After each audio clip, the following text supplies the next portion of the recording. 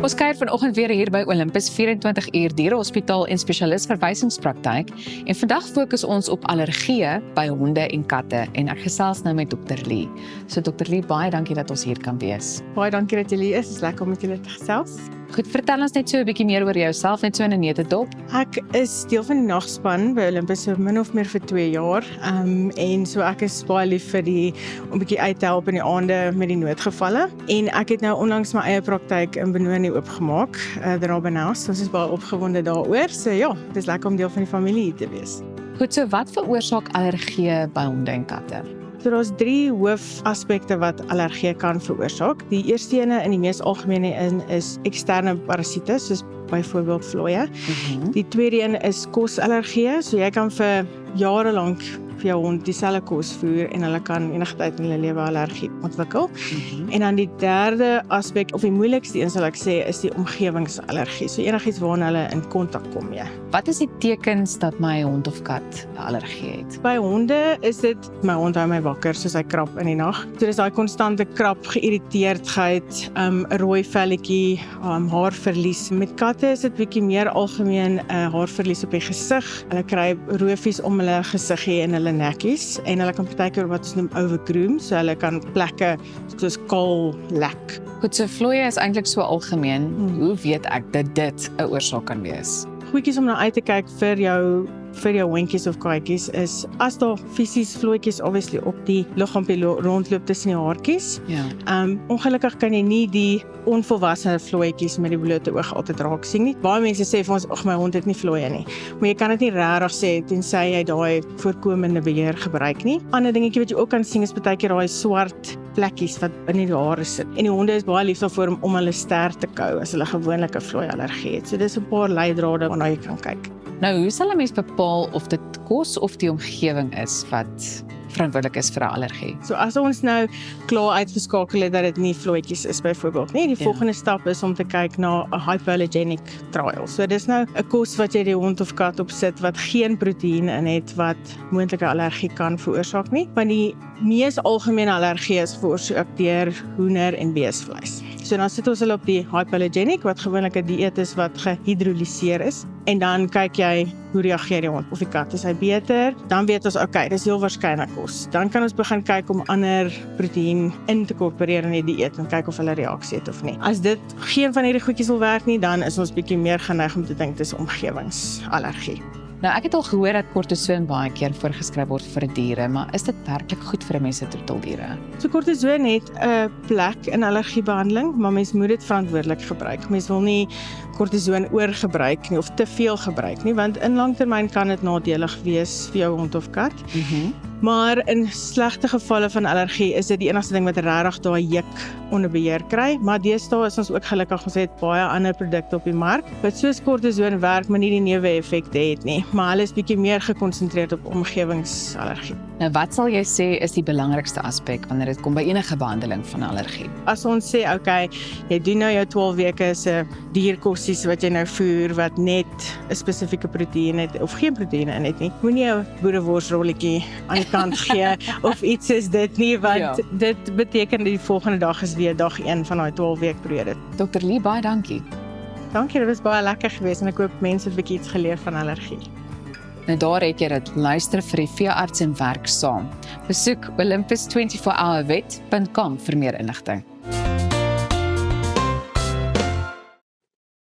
Pyn en koors is iets waarmee die meeste van ons al te doen gehad het, maar hoeveel verstaan ons werklik van wat in ons liggaam aangaan en hoe om die simptome veilig en effektief te bestuur? Vandag gesels ons met die verantwoordelike apteker by GDC, Kristen Holmes, oor wat pyn en koors veroorsaak, wanneer ons moet ingryp en hoe om die regte keuses te maak wanneer dit by iets soos behandeling kom. Welkom terug hier by ons. Baie dankie. Goed, nou pyn en koors is dinge waarmee ons almal te doen kry, veral dan nou in die winter, maar kan jy dalk vir ons verduidelik wat presies met 'n mens se liggaam gebeur wanneer 'n mens dit beleef? Ja, verseker. Ek dink pyn en koors is twee van daai goed wat niemand kan vryspring in die lewe nie, Ja. ongelukkig. So kom ons begin dalk by koors. So sodra ons liggaam 'n indringerkiem of 'n patogeen soos ons dit noem waarneem, dan word daar 'n chemiese boodskapper vrygestel, iets soos 'n pirogeen wat dan vir ons breine laat weet ons moet ons temperatuur, ons liggaamstemperatuur verhoog. So dit is dan wat die koors veroorsaak. Maar die rede vir die koors is daai indringerkiem of die patogeen gewoonlik floreer op ons liggaamstemperatuur. So dit nou dat die liggaamstemperatuur verhoog is dit nie meer so gunstigde omgewing vir daai kiem om voort te bestaan nie. Ja. So dis basies 'n liggaam se eerste manier om te probeer ontslaa raak van daai kiem. En dan soortgelyk pyn ook, sodra ons liggaam waarneem dat daar iets fout is, miskien 'n besering of miskien 'n infeksie iewers, dan word daar weer 'n chemiese boodskapper vrygestel, byvoorbeeld iets soos 'n prostaglandine wat ons dit noem, wat dan ook die sensitiwiteit van die senuwees verhoog en dit word dan waargeneem as pyn, maar dit is basies ons liggame om vir ons te sê, hy kyk hierso daar's iets onderliggends aan die gang. Ja. Onthou dat pyn en koors is net simptome, dis nie die siekte self nie. So dit is dan belangrik om die onderliggende toestand te identifiseer en dit te behandel. Maar Christine, dit klink vir my asof jy nou eintlik hier sê dat koors in so 'n geval eintlik nuttig kan wees. Definitief. So hoe weet 'n mens dan nou wanneer jy werklik bekommerd moet wees en dit moet behandel? Ja, dis 'n baie goeie vraag. Soos jy sê, dit is eintlik 'n nuttige, die eerste respons van die liggaam om ontslae te raak van daai kiem. Ja. So die gewone reël in volwassenes gewoonlik, 'n matige koors is hier 37.5 tot 38.5, sal 'n mens nie onmiddellik behandel nie. En dan as dit vir langer periodes die koors volhou, miskien 2 tot 3 dae, of dan die koors verhoog hier na 39 grade toe, dan sal 'n mens dit begin behandel. Belangrik ook is om te kyk of daar ander simptome is. Is daar uitslag miskien, of is daar nekstyfheid, dan sal jy natuurlik jou gesondheidsorgkundige gaan sien. Dan ook in kinders en babas is ons bietjie versigtiger natuurlik. Babas onder 3 maande sal ons dadelik verwys na 'n gesondheidsorgkundige toe, net omdat hulle nog nie lekker hulle liggaamstemperatuur kan beheer nie. Ja. En dan kinders en babas ouer as 3 maande, dan kan 'n mens dit definitief begin behandel. Maar ook die gedrag van die kind is dan natuurlik baie belangrik. Kyk of hulle nog speel, vloeistowwe inneem, of hulle nog eet, want dan is dit nie so kommerwekkend nie. Die oomblik wat dit nie meer daar is nie en hulle is moeg en lam en tam, gaan sien jou gesondheidsorgkundige. Ek wil net vir 'n oomblik stil staan by die behandeling. Ja. Wat is die hoofopsies wat beskikbaar is wanneer dit kom by iets soos pyn en koors? Ja, daar's 2 hoofopsies wat oor die toonbank beskikbaar is, natuurlik beskikbaar.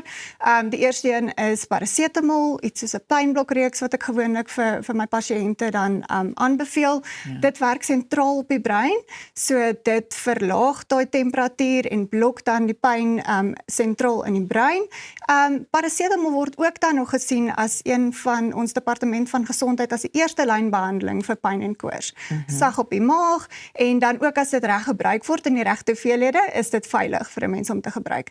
Dan 'n tweede opsie waarna 'n mens kan kyk is iets soos ibuprofen wat 'n nie-steroïde anti-inflammatoriese middel is. Bietjie meer op die maagwand wat dit werk, so dis belangrik om te eet voor 'n mens 'n anti-inflammatoriese middel neem, maar hy blok dan daai prostaglandine wat ons vroeër gepraat het van, so hy verminder dan daai inflammasie en dan die pyn ook. Goed, die tyd is besig om ons in te haal. Ons het so 'n minuut oor. Ja. So ek wil afsluit deur vir jou te vra, een goue wenk wat jy miskien Ja. met ons kykers kan deel. Wees altyd voorberei.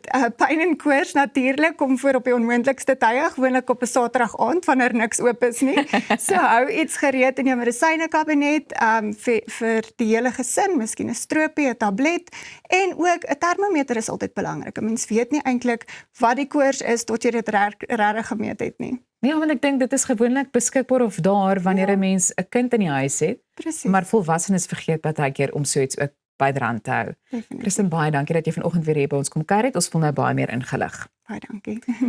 Goed, so intussen kan jy net bly waar jy is, want net hierna is dit tyd om so 'n bietjie oor sport te gesels.